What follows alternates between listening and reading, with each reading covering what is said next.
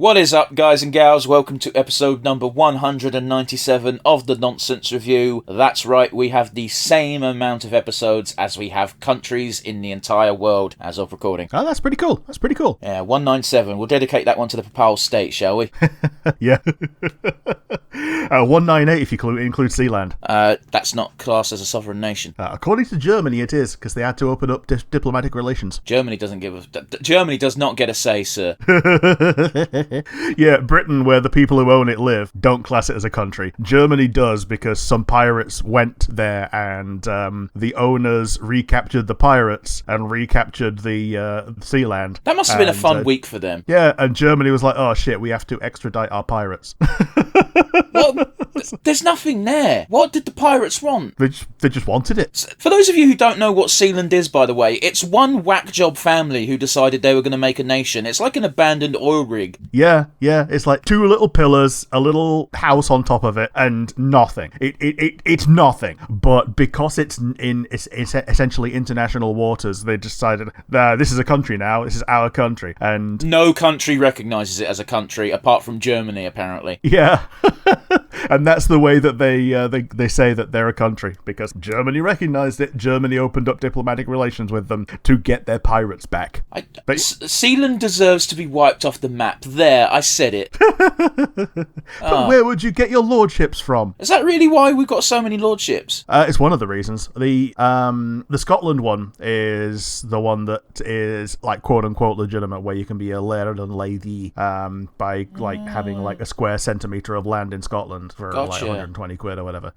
But you can get like other things from Sealand, like you can become you can get a knighthood from Sealand. Oh, cool! I'm Sir Galahad. Who fucking cares? But yeah, we should probably explain that very briefly for any potential international listeners, because England's weird. You can just become a lord or lady, as Rick says. A lot of these are done by like novelty companies, because the stipulation for getting these titles is literally you just have to own land, but it doesn't say how much land. Yeah.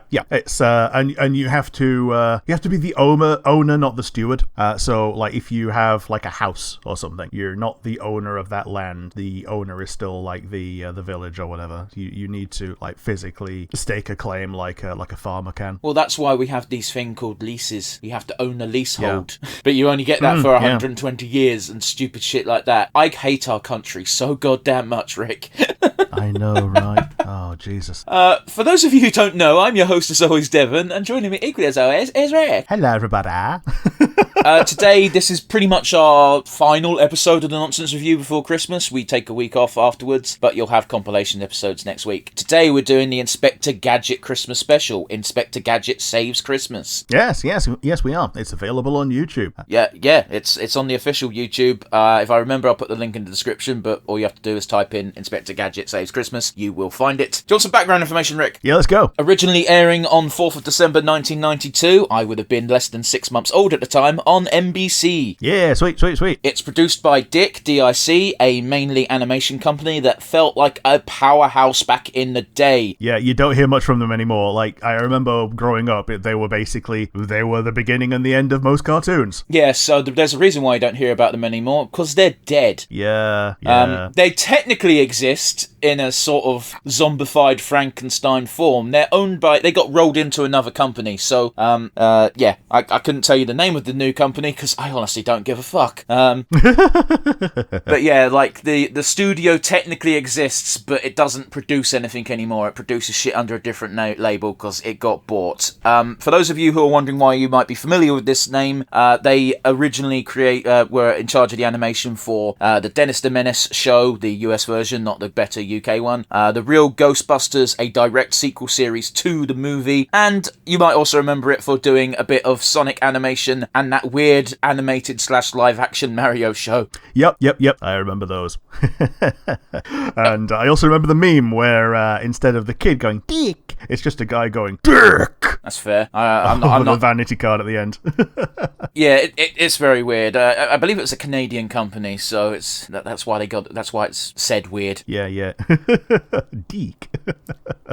But yeah, on to Inspector Gadget Saves Christmas itself. This episode actually effectively served as the series series finale for Inspector Gadget. Oh, okay. So this was the end of this incarnation of Inspector Gadget, or at least that's what the internet tells me. As such, there's no surprises in the voice cast. It's all the regular cast for Inspector Gadget. Of the cast, the cast is very small, by the way, but it kind of was for cartoons back in the day. Yeah, I get that.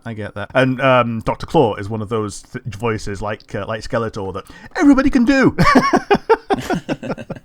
But yes, kind of surprisingly, only one member of the cast is actually no longer with us, and that's Don Adams. Okay, and who did he voice? Inspector Gadget. Inspector Gadget himself. Yeah. Okay. He was in his late 60s at the time of this being released, so that was 30 years ago. So it's not really surprising. Being a human male of that age, yeah. Just being a human, like, in your 90s is unsurprising. By the way, Dick Van Dyke's 99th birthday today. Okay, cool. I thought he was dead. Yeah. But yeah, I won't delve too much into Don Adams' work. He's got quite the portfolio, more so in live action stuff than as a VA. But every single article I read about him mentions he had a 50-year fucking career in show business. So certainly a powerhouse. Yeah. Good. Thumbs up to the guy. Are you ready for the state of the world at the time? Let's go. In music, Michael Jackson was near the top of the charts with Heal the World, as well as a relatively new Take That, battling it out with Could It Be Magic? Oh yeah, okay, yeah. I remember Take That being like a massive deal. It was the thing that people used to scream at whenever someone mentioned Take That on TV. A bunch of people would just go ah. So weird thing their about... name was Go on, sorry. Their name was basically Take That ah. The weird thing about Take That is I thought I was older than Take That, and I'm not. They were formed in 1990. Yeah. Like, they didn't get like super popular until like a couple of years later, but yeah. Well, case in point, they were like battling it out with Michael Jackson in 1992 for Christmas. Like, that's pretty big for 2 years into your career. Yeah, fight Michael Jackson for Christmas. Speaking of Christmas, in the cinema, A Few Good Men came out in the States earlier in the month. It didn't come out in the UK till early 1993. More importantly, the best goddamn Christmas movie ever came out on 11th of December 1992. Oh, Die Hard. No. Do you want to take a real guess? Well, The Nightmare Before Christmas is kind of halfway between, and The Wonderful Life is like from the 50s. Go ahead. It's Muppets Christmas Carol. Yeah. Anyone who does... If you're ever talking about great Christmas movies, if no one even mentions Muppets Christmas Carol, you can just disregard their opinion. Man, I can't even remember if I've seen it. I probably have. You must have seen it. It gets, like, even if long before Disney Plus was a thing. Nowadays they don't do it so much because Disney wants everything on their streaming service because you must buy for the mouse. But back in the day, it used to be aired yearly at Christmas time on like Channel 4. Yeah. So I'll be very surprised if you've never seen it. It's got Michael Caine as Ebenezer Scrooge. Yeah, it's one of those things. I've probably seen it. I've probably seen parts of it. You know the story anyway, so you absorb it via osmosis, and it's just a case of what the Muppets themselves do to make it more fun. Do yourself a favour, Rick, and like after we finish the podcast, or like later on this evening or something, just watch A Muppets Christmas Carol. It's the best. Yeah. I don't think you heard me, Rick. It's the best. It won't happen today. I'm incredibly busy today, but yes. So yeah, that's what we're doing today. But those of you familiar with the podcast know we don't like to jump straight into the review itself. We like to talk about our weeks and the goings on in the wide universe. So with that in mind, Rick, how's your week been, buddy? I have done very little. I've just played more Veilguard. This week came around very quickly, it felt. But what did happen out in the world was the Game Awards. So Astrobot from PlayStation got the Game of the Year. Bollocks. Black Myth Wukong got the Player's Voice. Sure, I don't agree with Astro Boy at all. That being said, I think I'd be more annoyed if the FF7 remake or Elden Ring DLC got the fucking Game of the Year, so I suppose I should be happy. Yeah, Fallout got Best Adaptation. That was basically just a shoo-in. I mean, what other adaptations happened this year? Like, it wasn't going to be Yakuza, because that only just finished. Yeah, and it was mid. I'm on episode 5 now. I've got one episode to go. Fair. And Pekora didn't get content creator of the year, owing mostly to the fact that most people people voting were not from Japan. Well, who did then? Queso. Who's Queso? He's a Twitch guy, but he's apparently for people that know about him, he did actually deserve like recognition, and he has been like up and coming.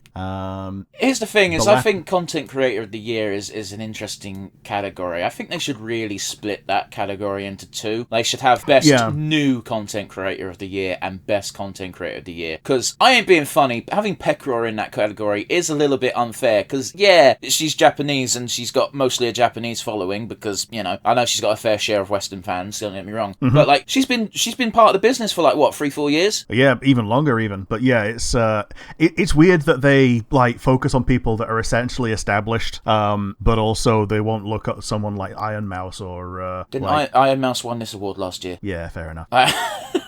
If it wasn't, Iron Mouse has received plenty of recognition, as she deserves. But yeah, a lot of these category, I'll call it controversies, but it's on such a mild level, is solved very easily by just splitting the category. Yeah.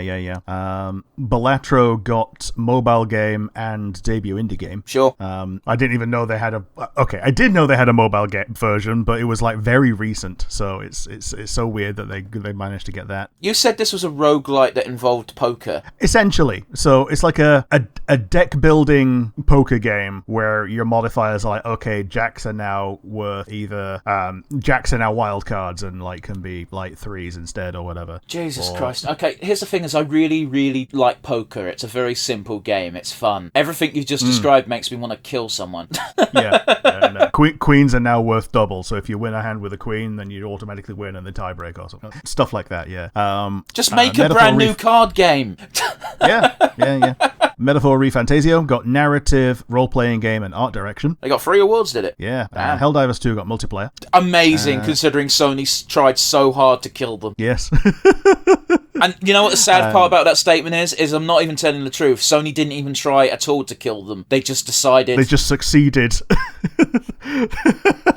Oh, jeez. That's depressing. Yeah. GTA 6 is most anticipated, which is kind of like a nothing award because, It's free advertising. And Tekken 8 got fighting game. Sure. Like, it was Tekken 8 or Mortal Kombat, so... Batman Arkham Shadow got VR game. I'll give credit where credit's due. Every single Batman VR game I've seen looks fun, although most of them look like they only last like 20 minutes. Yep. FF7 Rebirth got score and soundtrack. Fine, whatever. And Baldur's Gate 3 got community support. I'm aware of this. I haven't seen the interview because, again, I didn't watch the Game Awards. I like to just see a summary, or in the case of the podcast, I can have Rick read the answers to me. Yeah. But I've skipped a few. I'm told that, but we don't give a fuck about fucking esports. We don't care about esports, and we don't care that Astrobot won like 3 awards instead of just Game of the Year. Yeah, we brought that up because it won Game of the Year. But yeah, what was I saying? I'm told that Sven had a very pointed, shall we say, award speech aimed at the game creating community. Yeah. There was a lot of soapboxing this time round. Like one guy decided to make his entire speech all about, these layoffs are unacceptable. We know what it feels like to be part of the creating community and to basically live in fear of your next meal. Yeah, but here's the thing, Rick, is you and I like video games. We follow video game news.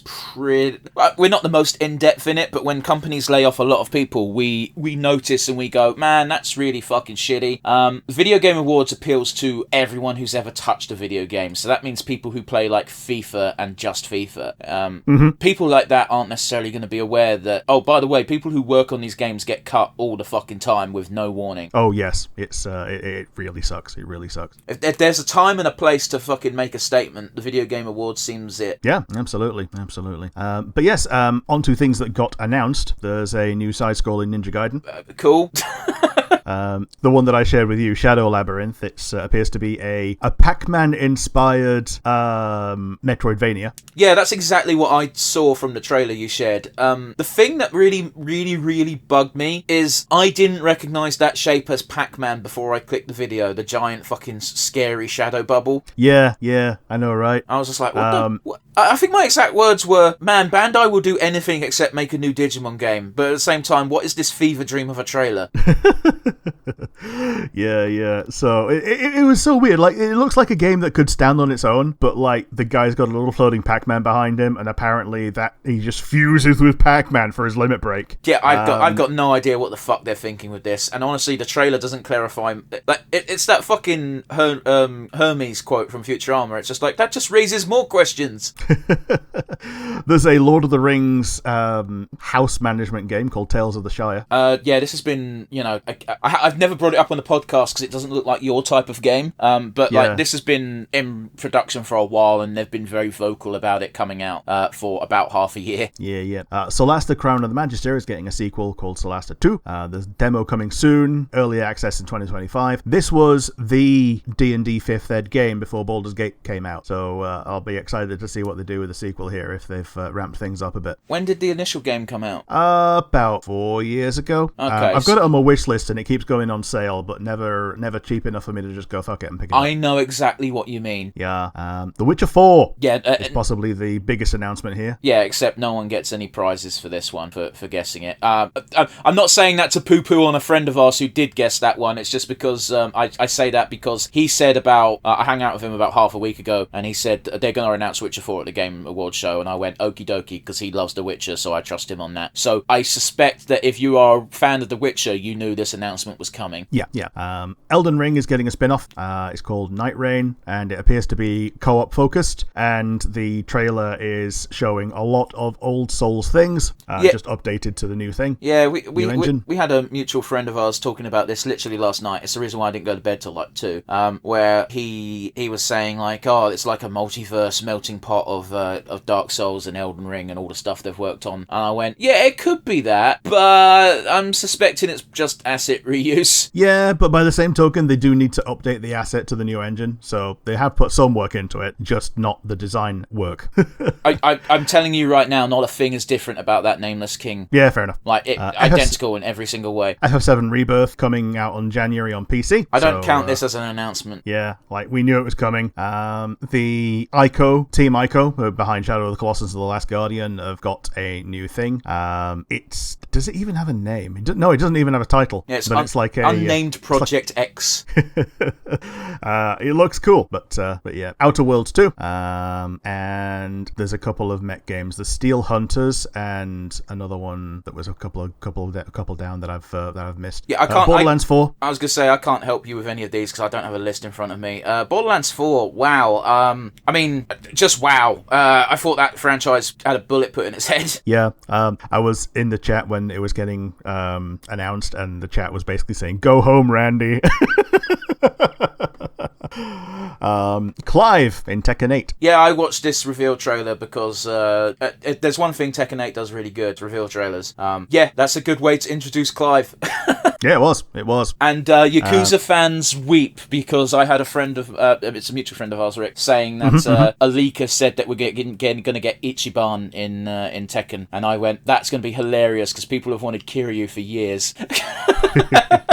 A new Turok game, which is something we've not heard in a long-ass time. The dinosaur game? Yeah. The N64 dinosaur game, yeah. I was going to say, that's like Origins. I think they had a PS2 game. Yeah, they might have had one, yeah. Helldivers gets an update, which was shadow dropped during the show. Yeah, they got bayonets, didn't they? Yeah, I think so. Warframe has an expansion launching today. No one cares. Palworld gets a proper expansion called Faybreak. Is this something you're going to have to pay for? I don't know, but it launches on the 23rd. Well, this month? Yeah. Wow, I'm amazed that they can do something of that scale while being actively sued by Nintendo. Yeah, although I do know that they have chosen to remove the summoning aspect of the PAL spheres. They just pop out next to you now. I swear to fuck, if that's all they need to do to change, to become legal and compliant and for Nintendo to get off their backs, Nintendo comes off as the pettiest of bitches. Oh, yeah. Like, a lot of legal experts are basically saying, yeah, this lawsuit was handcrafted just to fuck with them. I mean, you didn't need to be an expert. You and I both said this when they actually revealed what the lawsuit was about. Because you and I thought it was about PAL designs. And no, it's about specifically the ball being used in mechanics. And it's like, you didn't invent the ball, Nintendo! You didn't invent throwing a ball and hitting something with a projectile that you throw. That's basically it's almost literally what separates us from from the animals. Well, like fucking again, I've played Power World. When the Power World first came out, I didn't touch it, but it got cheap really quick, so I was like, well, fuck it, I'll give it a go. And it plays nothing like Pokemon. Yeah, absolutely. There's an open world RPG called Arad with cute anime girls. Okay. Stage Fright is a Hello Games thing. It's actually it's mostly Ghost Town Games, but they've also done collaboration with Hello Games, who were No Man's Sky. Ghost Town Games did Overcooked, and it's a fourth wall breaking bit. Sure. There is a Game of Thrones RPG, King's Road. This came out about 10 years too late. Yeah. I got told there was a Game of Thrones game announced, and I was like, nah, that can't possibly be true. Yeah, and it's definitely the HBO one as well, because they use their likenesses. Well, yeah, because otherwise no one will buy it. Yeah. Apparently there's going to be a new Sonic racing game. I mean, it's been a lot. When did Mario Kart 8 come out, Rick? Yeah. Like, it's been so long since we've had a Wii kart U. racer. Yeah, exactly. It's been so long since we had a kart racer. I'll pick this up in a heartbeat. Yeah. Okami finally gets a sequel. Are we just running down things you're interested in, right? We're not going through the whole fucking list, are we? Oh yeah. I'm skipping like at least a third, probably about a half. I should hope so. Fuck me. How are we still going? Go on. Yeah, Okami is the Zelda-like that's where you are a wolf. Yeah. You look like a sort of Amaterasu type thing. That's her name. Well, there you go then. Yeah. See, I do know weeb shit. It's been quite some time since the last Okami. Again, that was PS2 as well. Yeah. Man, they're doing it for movies and they're doing it for games. Like, Gladiator 2 came out fucking 200 years later. We got 28 years later, a sequel to 28 Days. We got fucking Okami and fucking Turok coming out. It's like, finally, people are realising people like these old things. We should do more. Yeah. The people who like the old things are now old enough to have a child. Oh, God, that's exactly what it is, isn't it? Oh, that's depressing. Yeah. They want to show the cool thing that they thought was amazing when they were young to their kid who's now six. And the second to last one is the bounty hunting game Intergalactic: The Heretic Prophet. This is from Naughty Dog, and it's a new IP in space with a Porsche branded spaceship and a bunch of retro stuff around the spaceship. But she's going down to a planet to hunt some guys. I mean, I'm sure you did a very adequate job of explaining that, but my brain is just like words. Why is Porsche in there? Oh, that's just what the spaceship is. Like, when they zoom out on the spaceship, it's got Porsche on the back. Seriously? Like, you're not even making a joke? I'm not even making it up. Okay, so here's the thing is, I thought you were making a joke and just comparing the ship to a Porsche. It actually says Porsche on it. Yeah, it does. This is some Leisure Suit Larry shit. Yeah. Like, the ship does look cool when she's, like, gearing up to actually, fly it. But the opening shot of our main character is shaving her head. And the last thing is something that was just kind of an ad, and I did a little digging, and it looks cute, and I might pick it up. It's called Sunderfolk, and this is a hex grid micro RPG that's meant to be like couch co-op, and you download an app to be the controller, so your phone is the controller and the TV just shows things. Depending on how this works, this might be a really good game to just like stream your main screen to do like ghetto online multiplayer. I don't think, I mean, if it's turn-based, then it won't be a problem, I suppose. Yeah, it looks it. And there's like 6 classes, like your standard Berserker, Pyromancer, Ranger, Rogue, Arcanist, and Bard, and they're all furries. Okay, I'm out. It sounded okay. Honestly, the furry thing isn't what made me get turned off by the idea. It sounded great until you were like, okay, so your phone becomes a controller, and that's when I'm like, okay, this is going to be a gimmick game. Yeah, but it does seem like if what I think is true, then only the owner needs to own it, and everyone else just like downloads the app and logs in with the QR code. Yeah, that's fine, but even that, like, that's a gimmick that's been done before. It's just now they're trying it with an RPG. It's just something that inherently turns me off. Yeah, it's Final Fantasy Crystal Chronicles, except you don't all have to own a Game Boy Advance. But Rick, Nintendo needs your money. Yeah. But yes, the other thing that happened out in the world, though, is that... shit, I forgot it. Oh, thank fuck. I thought that was a really long silence because of internet issues, but no, it's just you forgetting. Yeah, I forgot the thing. I had it open and apparently it's gone. Man. Unfortunately, I can't help you, so move on to the next thing. Nah. That was the last thing I was going to say. So yes, over to you. How have you been? What have you seen? Okay, so over the last couple of weeks, I've been watching a Netflix TV show. I've watched, at this point, Season 1 and Season 2 of Narcos. That's right, we're going back to 2014. I am Okie dokie. well out of the grace period for this, but yeah, I've actually finally sat down and started watching it. The first two series deal almost exclusively with Pablo Escobar. Yeah. I watched a documentary on this chap ages ago, so I knew the main plot beats. They do this is from the point of view of both Pablo Escobar and the DEA agents that are hunting him down. Okay. So they do their best to humanize Escobar, and they do a pretty good job of it. It helps that the actor is incredibly charismatic. So it's one of those where, yeah, I get what they're going for, and obviously at the time period, Escobar was loved in Colombia. They called him the Robin Hood of Medellin. Where, so I get it. However, watching this in 2024 and knowing that Escobar was an evil piece of shit, every time he executed people and placed bombs and did this, I'm like, man, hope they get him. Oh, he's only 27. I know for a fact that motherfucker died in his 40s. Yeah. This is going to take a while, isn't it, boys? Little bit, yeah. It's a really good show. At the beginning of every episode, they do this thing that I absolutely adore, because it's very important that these historical dramas do this, and that is, this work is a piece of fiction. It's based on the events of real people and real places. However, things have been dramatized for effect. They need that warning on anything that touches anything historical. Yeah, because otherwise people are going to take the show as a documentary. Yeah, they absolutely do, and they absolutely will. It sucks that they need that warning, but I appreciate it. And again, at the beginning of every episode. Yeah, absolutely.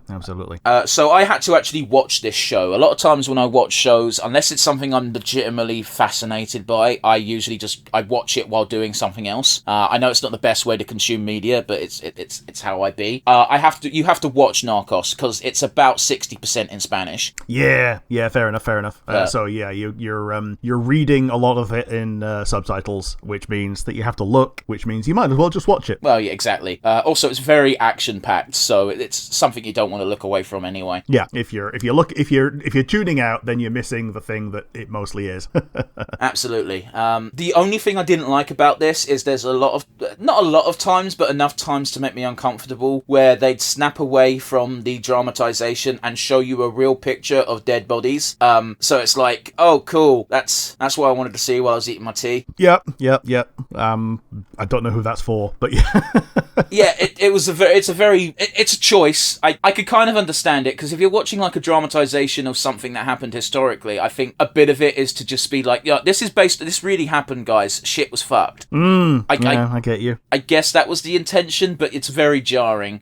The only one which was obviously expected was they showed Pablo Escobar just after he got shot, and it's like, yeah, of course they were going to show that. They showed other inconsequential things in terms of history anyway. Yeah, fair enough. So season 2 ends where obviously Pablo Escobar gets shot. Spoiler for a fucking Netflix show from 10 years ago. Also history. Oh yeah. It's not like he's gonna get away and they're gonna have a Netflix ending of, ooh, what's gonna happen in season 3? Now he's in his 50s. So season 3 is gonna focus on the Cali cartel, which is the cartel that took over after Escobar. Sure.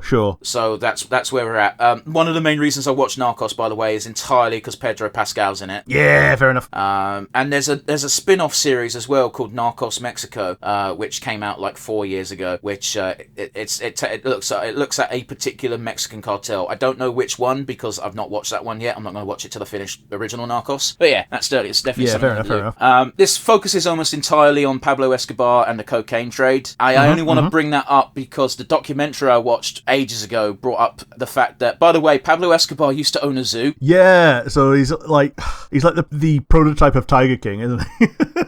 Well, he's different than that because he actually had everything he did was legal, apart from importing animals, which Colombia didn't give a fuck because they paid him enough. He paid them enough money that no one cared, and he paid proper people to look after them.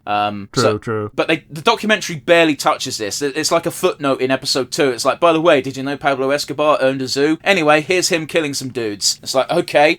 It's a really fun fact that Colombia has a native population of 40 hippos because hippos were the only animals too dangerous to relocate after Escobar got taken down. So from Escobar's very small gene pool of 4 hippos, there is now a thriving population of 40 living in Colombia, and no one goes near them because they'll kill you.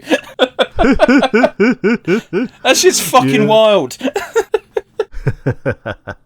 You ready for some news? Yeah, good shit. Yeah, let's go. Alrighty. Rick, the Snow White live-action trailer dropped. Oh, it looks fucking awful, doesn't it? Did you see the trailer? I've seen screenshots from the trailer. I've not seen the trailer itself. Rick, you need to watch this trailer. It's bad. Yeah. So they CGI'd the dwarves because someone at Disney went, "Oh, it's offensive to use actual people with dwarfism," and like, no, it's fucking not.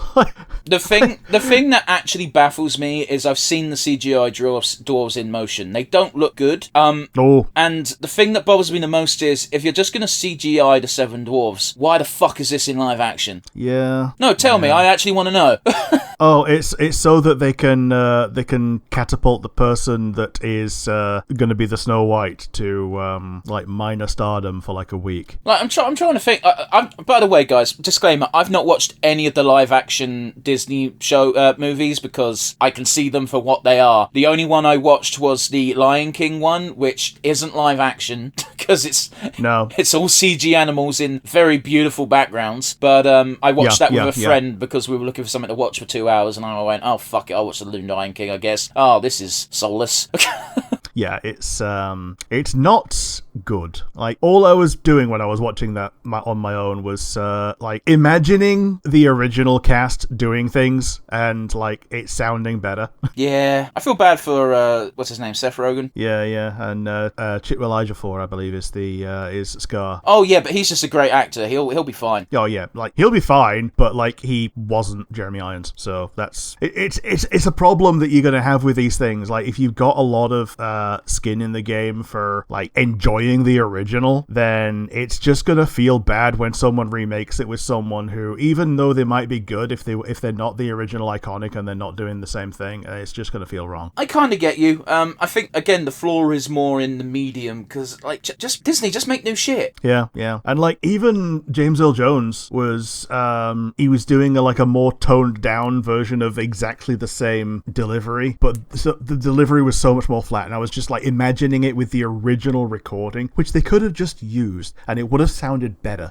Here's the thing: is like I've got plenty to say about James Earl Jones and his selling his soul to the devil. Like Disney just has his voice for eternity now. Like it's very obvious that James Earl Jones at that point in his career and his life just didn't give a fuck, and that's absolutely fine. I'm not going to blame anyone for making a buck, but who gives a fuck about a legacy, right? Yeah. Back to Snow White, though.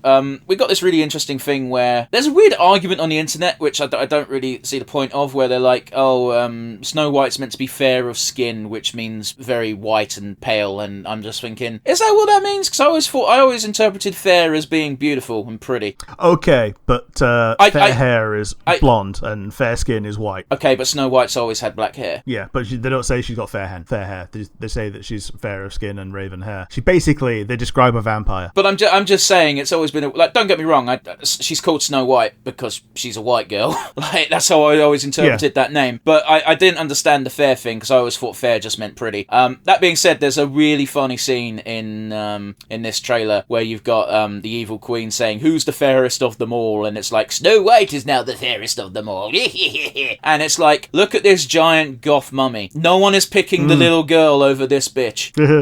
Nobody in their right mind is picking Snow White over the evil queen dressed in a dominatrix getup. Yeah.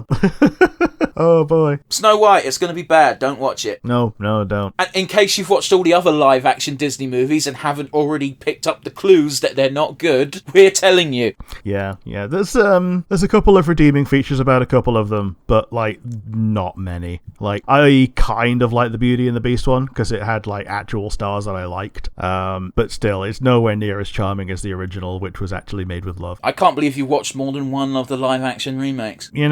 Sometimes an evening is free.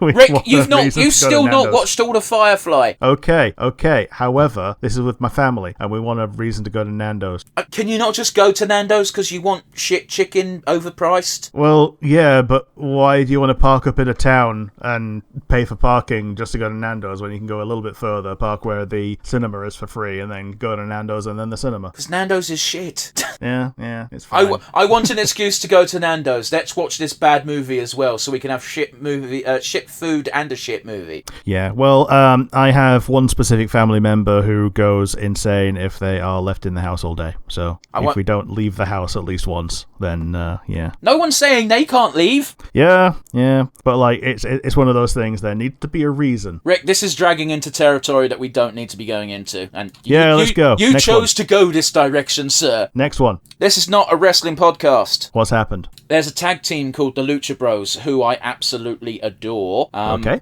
For the last 3 months, it's been rumoured that they're going to be moving from AEW to WWE. Those are effectively the two big brands in Western wrestling, for those of you who aren't familiar. Penta, his contract's up. He appeared in AAA not too long ago to say, we're going to have a change and we're going to do blah, blah, blah. A somewhat cryptic promo. Ray Phoenix, however, is locked into AEW until the middle of next year because they've tacked a contract extension onto his time because he was injured. Okay. You might be thinking, well, that sounds perfectly reasonable. However, this is something when Tony Khan created AEW, he swore he would never do.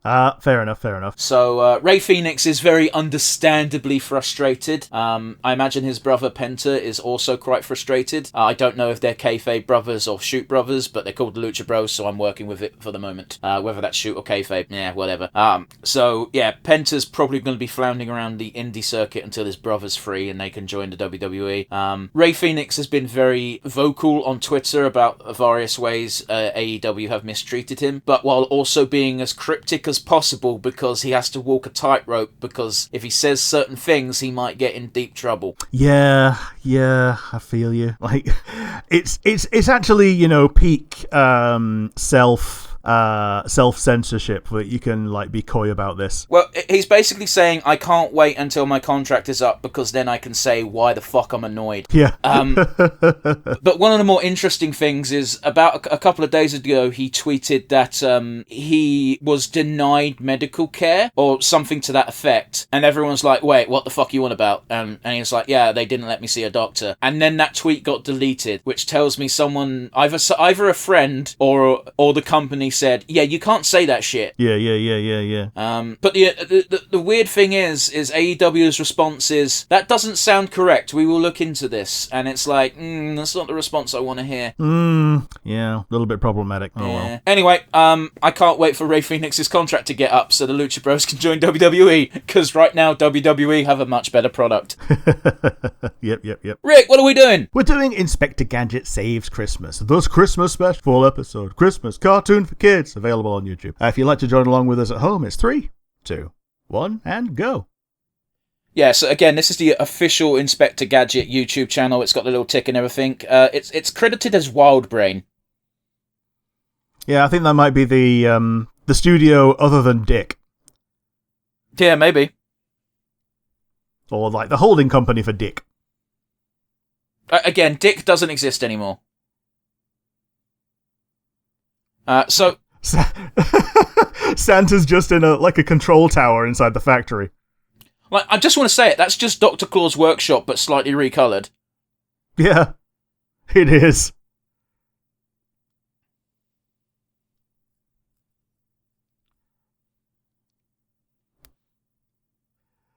Oh, Jesus Christ, this is horrifying.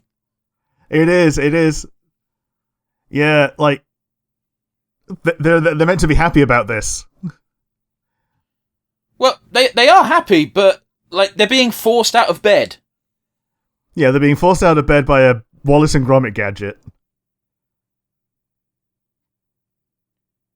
How do you not see this evil motherfucker in the corner of the room? Is Dr. Claw going to become the new Santa? I think I told you the synopsis for this episode is essentially Dr. Claw kidnaps Santa Claus. Yeah, and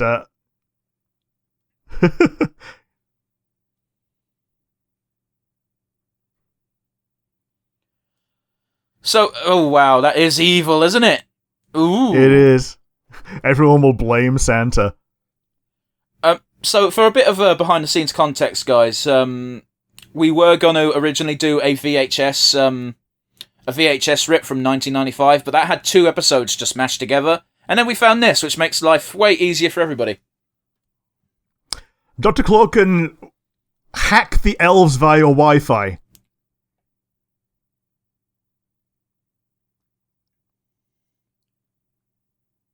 Yeah, I'm not sure about that. Is the implication that he already put gadgets in their hats or something? All the elves are robots. They're sending him down the shitter. That was a sewer. It was. Your special toys. Here's my limited edition 6-inch Sasha Grey butt plug. Yeah, you're gonna get a car bomb. You're gonna get a car bomb. We can't make those jokes. We live in the UK. It's okay. We can make those jokes. We were on the receiving end. His So evil the way plan. that he fucks them up is to switch the heads of teddy bears and dolls. Yeah, we went way too sinister. Ah. So Dr. Claw's voice, very famously, the exact same as that fucking evil black alien from Shadow. Oh yeah. Shadow, fillet a pig. What's that thing's called? What's that thing called again? I've forgotten. Oh, Black Doom. It's really just called Black... Fuck off. It is called Black Doom. So the aliens are called the Black Arms, the leader is called Black Doom, and his final form is called Devil Doom. Yeah, sure, fuck it. I love that bit. When you try and cut a hole in the ice and then all the rest of the ice goes. Yeah, it's just logistics, isn't it? Yeah. I do find Inspector Gadget rather endearing in the fact that he's always just been a bit of a fuckwit. Oh yes, he's an incredible buffoon. And he just fuckwits his way through life. How cool would Columbo be if he got Inspector Gadget upgrades? Like, he would solve all crime in 2 days. He would, yeah. That'd be... Oh, man. A competent Inspector Gadget. I really wish we had architecture like cartoons do. Yeah. Oh, he's asking Santa for all his upgrades. I'm not entirely sure, but I'm pretty... Okay. I was going to say, I'm pretty sure Santa Claus is his boss. Okay, yeah.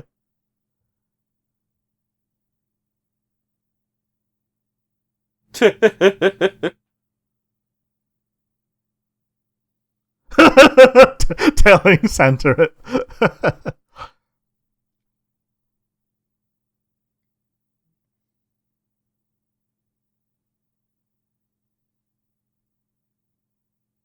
Fuck's sake.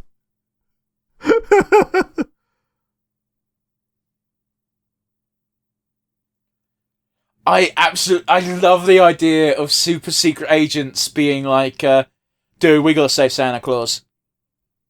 It's one of the reasons even though Red 1 had The Rock in it, I really wanted to watch it just because I'm a sucker for that plotline, because it's always dumb. Oh, yeah. I do love the idea of, like adults actually making proper, like, in-universe Santa kayfabe. Yeah. It's great. Don't they self-destruct? Yeah, they do. They always do. Hey, you can't and it's wear always the blackface chief anymore. that gets it.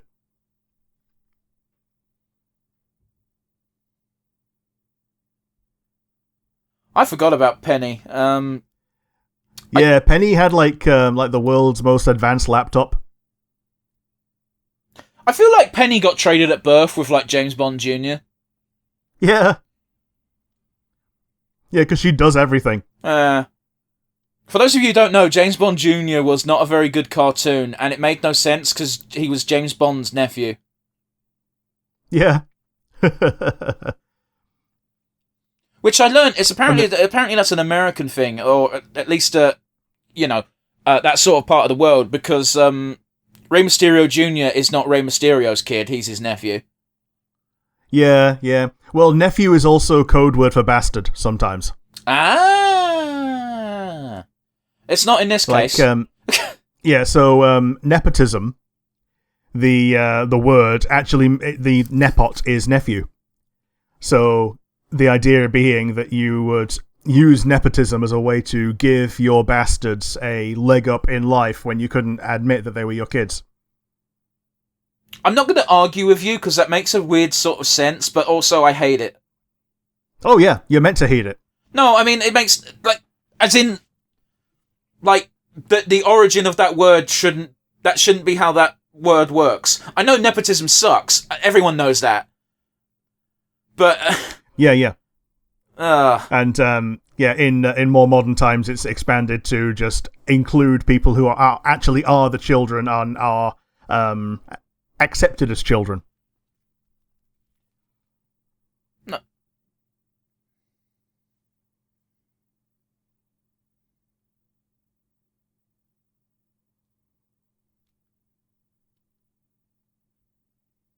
That's a massive door. I mean, again, I'm not debating. I'm still on nepotism. I'm sorry. I'm not debating the origin of the word, but nepotism nowadays means you give preferential treatment to your relatives. It's expanded to include friends and associates, but like.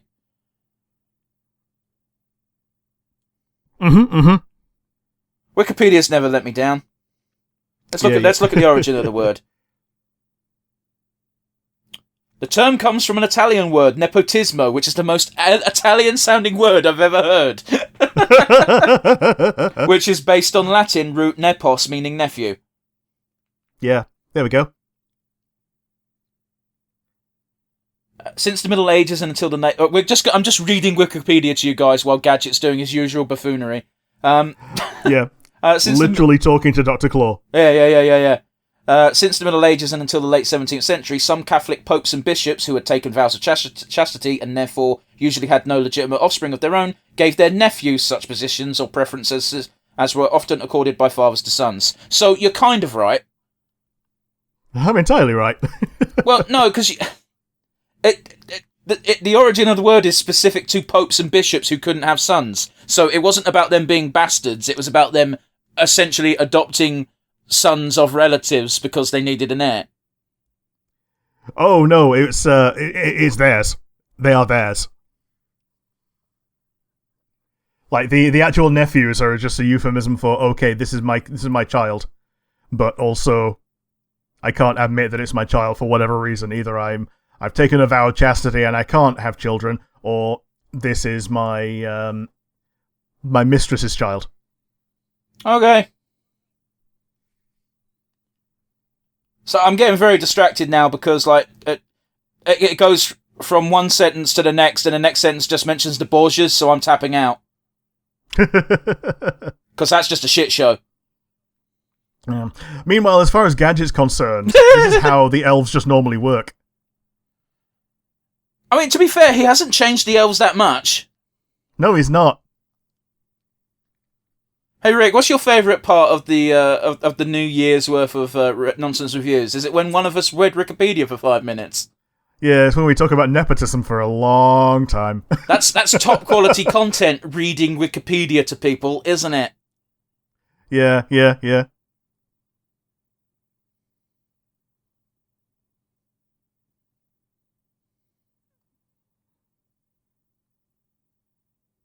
A Gadget exocycle.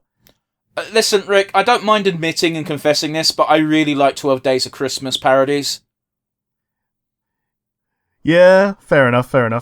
I'm sorry, why the fuck's he suddenly a ninja? So that Gadget doesn't cotton on to the fact that he's helping. But he was dressed as a doll a minute ago. Yeah, apparently he's just like all into disguises.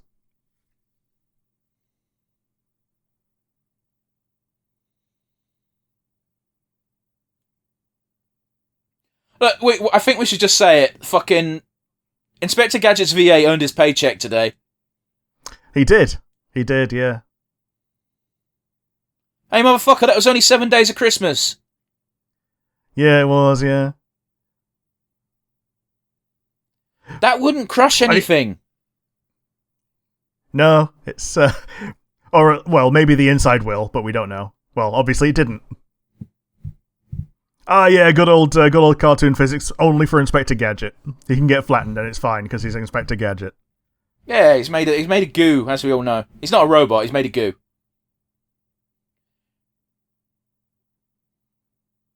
Man, do you remember the live-action Gadget movie? I remember that it existed. I didn't go watch it. I'm in the exact same boat. I remember it happened, but I don't remember a goddamn thing that happened in it. Oh yeah, like I didn't go. Didn't it have Ferris Bueller as Inspector Gadget, or am I making that up? I don't know. Maybe. Ferris Bueller, by the way, very famously killed someone in the UK. Oh boy. I hope I'm not making it up, because I think that's technically slander if I am.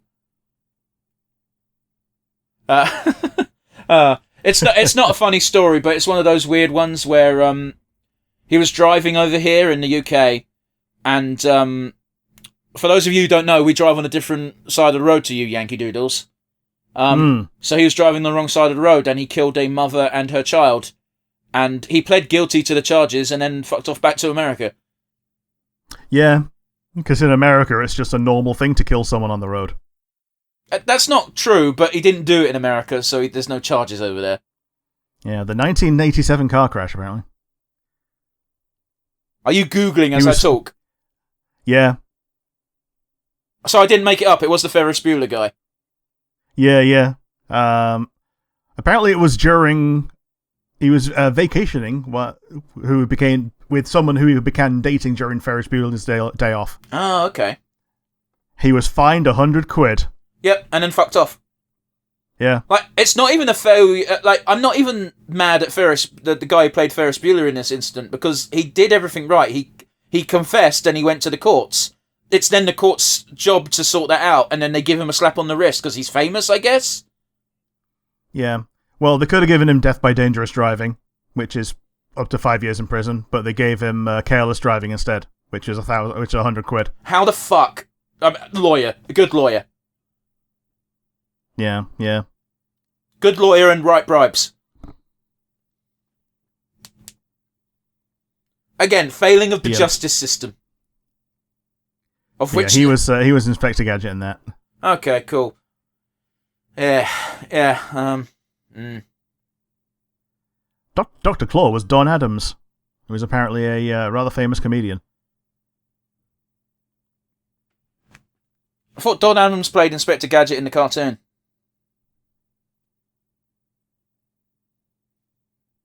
Hang on. Yeah. Hang on. Yeah, I guess I'm wrong, and Don Adams played Dr. Claw and not Inspector Gadget, but I could have sworn... Okay, so he's Inspector Gadget here, and in the movie he's Dr. Claw. Oh, that's a really cool detail. I like that, yeah. I didn't know that. As I said, I didn't dive into his acting career because it was 50 years long. Yeah. Does it bother you that this dog is more competent than Scooby-Doo? Kinda, but Scooby-Doo is meant to be a goof. Yeah, I guess. It's always the motivation of a comic cartoon villain, isn't it? It's just like, Santa didn't get me the thing when I was a kid, so now he must die. Yeah.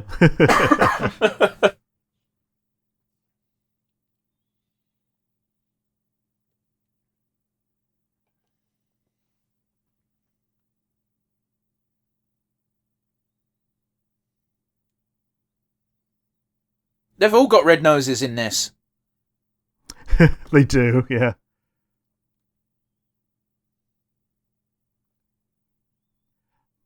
Also, Brain the dog is voiced by Megatron.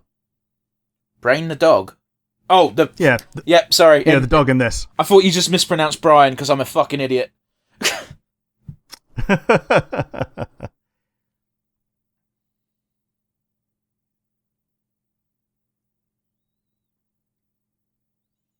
I want a Mad Cat joystick for Christmas, Santa. No, you don't.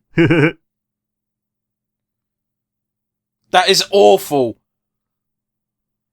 I don't like what's going on my screen, Rick. But the cat's an arsehole, so it's okay. That is the logic as to why they're okay with animating it, but it's very not nice. Yeah, and we don't get to see Dr. Claw's face because we never get to see Dr. Claw's face. Did you see Mad Cat looks very much like Snarf in this with the beard? He does. That's just how cats look in animation in these days. Probably explains why they preferred doing dogs. Yeah. Okay, yeah, so he just changed his costume based on what he's doing in the scene. Okay, fine, whatever. Yeah, like it's like the masks in Zelda. A game of series I've never Majora. played, so I'll just trust you telling the truth. Yeah, Majora's Mask. You put the mask on, you turn into like a facsimile of the thing that you put the mask on for. Ah.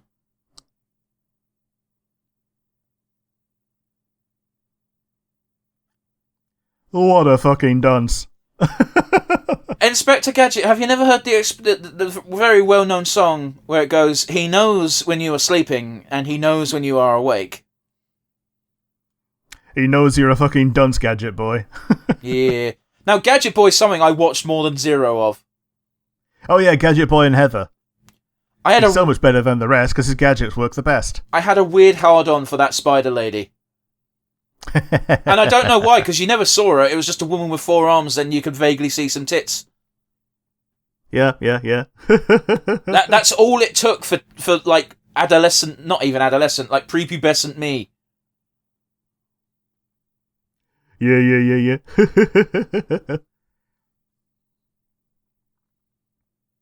Just brain turning into Taz for 2 seconds there.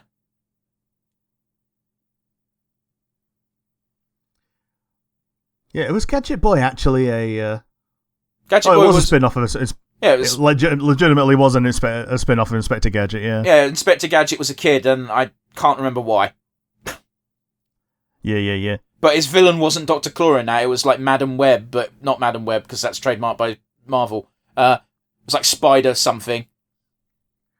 Yeah. G9 was his robot dog. Yeah, that sounds... yeah, because K9 obviously can't steal that from Doctor Who. Yeah. Spydra. There you go. Have a look at Spydra and tell me why it's confusing as to why pubescent me thought she was hot. Oh, it's not even it's not even a thing. Like she's just a lycra lady. She spoke just a little bit like Rita Repulsa. Yeah. Louise Valence.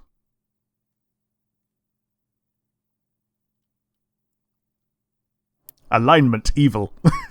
Occupational criminal genius, con artist, and terrorist.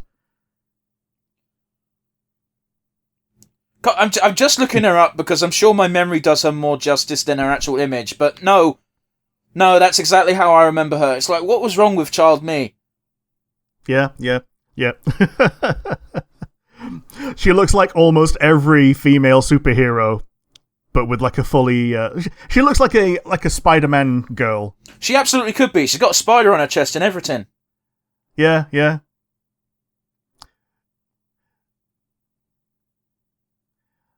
You can tell they're not very much anymore because they're smiling better. I've got to go on Rule 34 and see if there's anything of Spydra, but I won't do it right now because we're too busy watching Gadget in his... Dr. Claw in his fucking super mega robot car.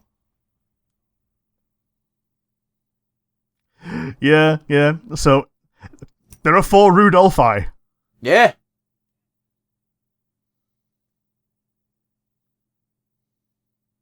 Is he going to melt it? Santa can fucking run for a big man. He can. Just thinking of that one line where fucking Bulma's dad is chasing Yajirobe. Just goes, you can run pretty fast for a fat man.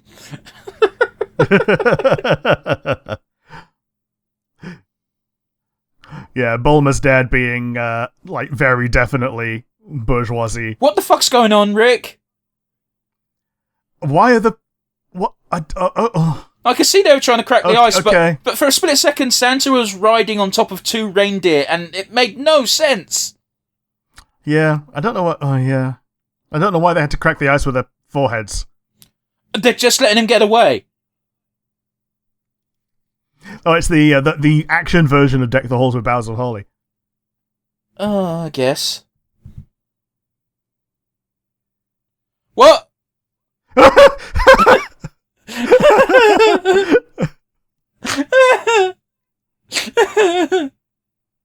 He was required in this scene, and there was no precedent for him being there, so he parachutes in.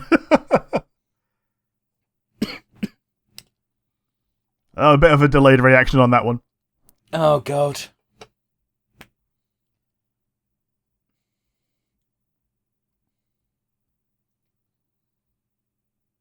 You know, there's a whole genre of YouTube videos, if you look, Rick, of just fucking Santa Claus sightings. Like, they treat him I kind of like that. But they treat it like a cryptid sighting. It's so funny. I do, actually. I kind of love that.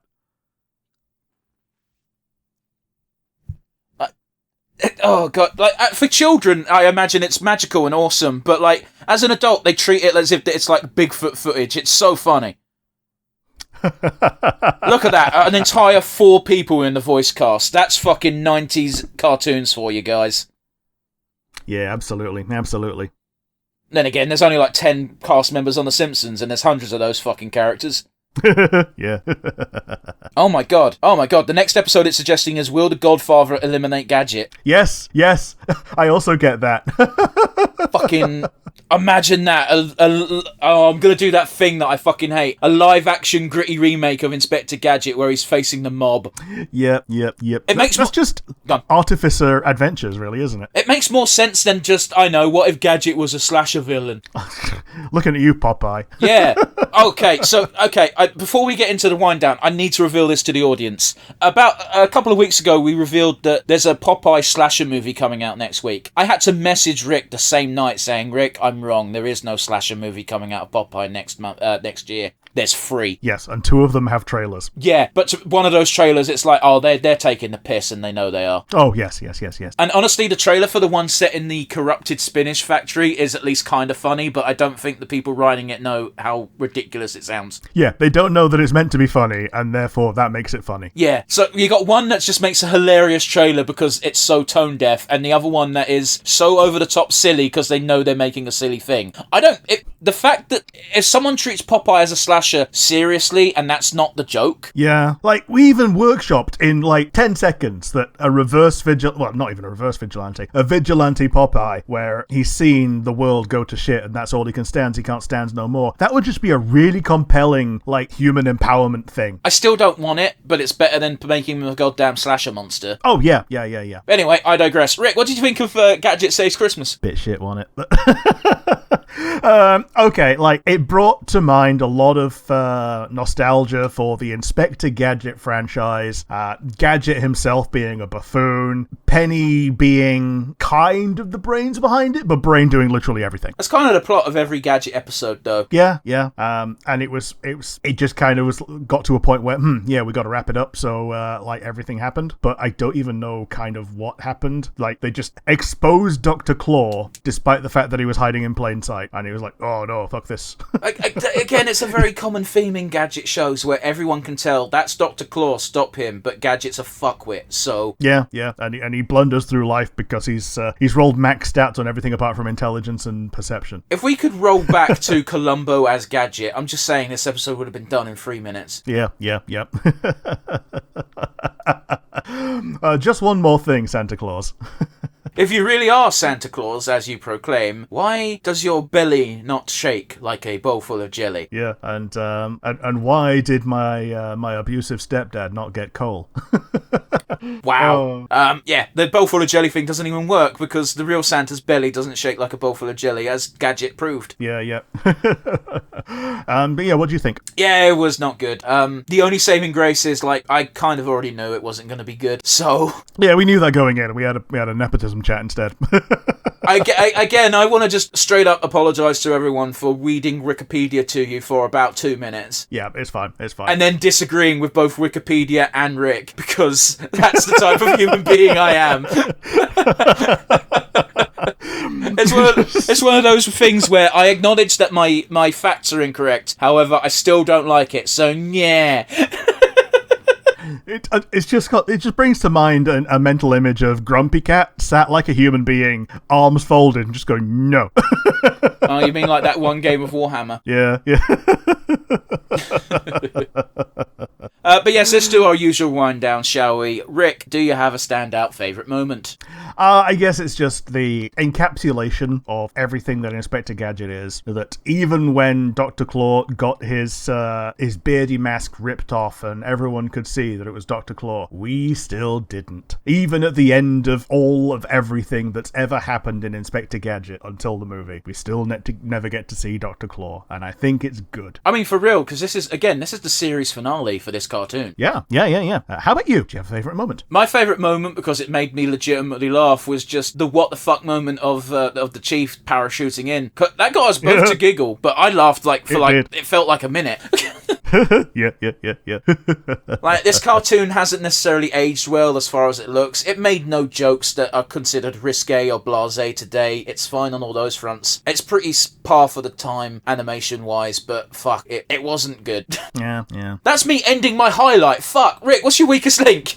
It was just safe. Like, they've done more risky things in other episodes even. Like, I'm even seeing an episode where Gadget is, will the Godfather eliminate Gadget? There's like a pineapple bomb on the table. Like, people actually trying to kill Inspector Gadget instead of just putting him on a conveyor belt that he put himself on.